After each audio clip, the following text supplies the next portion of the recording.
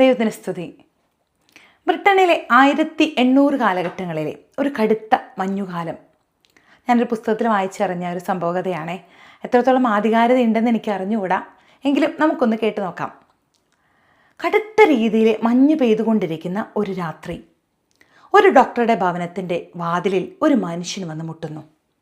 അദ്ദേഹത്തിൻ്റെ ഭാര്യയ്ക്ക് പ്രസവ വേദനയാണ്. കാര്യങ്ങൾ കുറച്ച് കോംപ്ലിക്കേറ്റഡുമാണ്. ആശുപത്രിയിലേക്ക് മാറ്റാനായിട്ട് ഈ മഞ്ഞ് അദ്ദേഹത്തെ അനുവദിച്ചില്ല. ഡോക്ടർ അദ്ദേഹത്തിൻ്റെ കൂടെ പോകാൻ വിസമ്മതിക്കുകയാണ്. മഞ്ഞും രാത്രികാലവുമാണ്, അതുകൊണ്ടാണ് ഡോക്ടർ വിസമ്മതിക്കുന്നത്. പക്ഷേ ആ ഡോക്ടറുടെ ഉള്ളിലെ ഒരു നന്മ വീണ്ടും അദ്ദേഹത്തിൻ്റെ കൂടെ പോകാനായിട്ട് അദ്ദേഹത്തെ നിർബന്ധിക്കുകയാണ്. കറക്റ്റ് ടൈമിൽ ഡോക്ടർ വന്നുകൊണ്ട് അമ്മയും കുഞ്ഞും രക്ഷപ്പെടുന്നു. നല്ലൊരു ആൺകുട്ടി. കാലങ്ങളേറെ കടന്നുപോയി. ആ ആൺകുട്ടി വളർന്നു വലുതായി ബ്രിട്ടീഷിലെ ഒരു ലെജൻഡായിട്ട് മാറി. അദ്ദേഹത്തിൻ്റെ പേരാണ് ഡേവിഡ് ലോയിഡ് ജോർജ്, ഒരു പ്രധാനമന്ത്രി.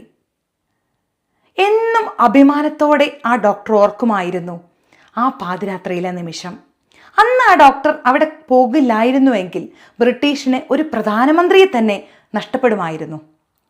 ഒന്നാം ലോക മഹായുദ്ധ കാലത്ത് അവസാന കാലഘട്ടങ്ങളിലെ ഈ പ്രധാനമന്ത്രിയുടെ സേവനം ബ്രിട്ടീഷുകാർക്ക് ഒത്തിരി സഹായമായിരുന്നു. പക്ഷെ നമ്മുടെ മാറ്റർ ഇതൊന്നുമല്ല. നമ്മുടെ മുൻപിലും ഒത്തിരി പേർ സഹായങ്ങൾക്കായിട്ട് വരാറുണ്ട്. നമ്മുടെ മുൻപിലും ഒരുപാട് നന്മകൾ ചെയ്യാനുള്ള അവസരങ്ങൾ നമ്മുടെ മുന്നിലൂടെ കടന്നു പോകാറുണ്ട്, ഇല്ലേ? എബ്രായർക്ക് എഴുതിയ ലേഖനം 13-ാം അധ്യായം 16-ാമത്തെ തിരുവചനം പറയുന്നു, നീ നന്മ ചെയ്യുന്നതിലും കൂട്ടായ്മ കാണിപ്പാനും മറന്നു പോകരുത്. ഈ വക ത്യാഗങ്ങളിലല്ലോ ദൈവം പ്രസാദിക്കുന്നത്. നമ്മൾ ദൈവത്തെ പ്രസാദിക്കാനായിട്ട് നമ്മൾ എന്തൊക്കെയാണ് ചെയ്തുകൊണ്ടിരിക്കണേ? നമ്മൾ നേർച്ച കാഴ്ചകൾ സമർപ്പിക്കുന്നു, നമ്മൾ അവിടെ പോകുന്നു, ഇവിടെ പോകുന്നു, നമ്മൾ ഓട്ടമാണ് ദൈവത്തിൻ്റെ പ്രസാദം ലഭിക്കാനായിട്ട്. പക്ഷെ ദൈവം തിരുവചനത്തിൽ പറയുകയാണ്, നീ അങ്ങോട്ടും ഇങ്ങോട്ടും ഓടൊന്നുമല്ല വേണ്ടത്.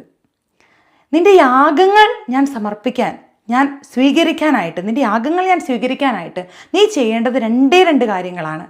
നീ നന്മ ചെയ്തുകൊണ്ടേയിരിക്കുക, നീ കൂട്ടായ്മ കാണിച്ചുകൊണ്ടേയിരിക്കുക. എന്താണ് കൂട്ടായ്മ കാണിക്കുക? നീ സ്നേഹം കാണിക്കുക.